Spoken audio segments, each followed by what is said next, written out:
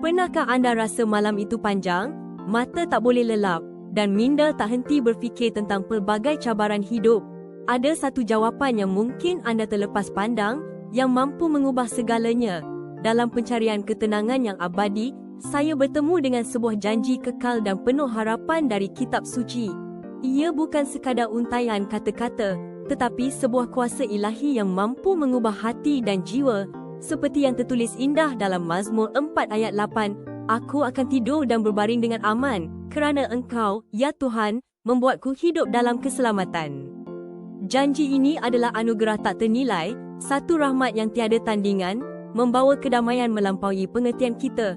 Ketenangan sejati tidak pernah datang dari ketiadaan masalah atau dunia yang sempurna, tetapi ia terbit dari keyakinan teguh bahawa Tuhan yang Maha Pengasih sentiasa ada, memelihara dan membimbing kita.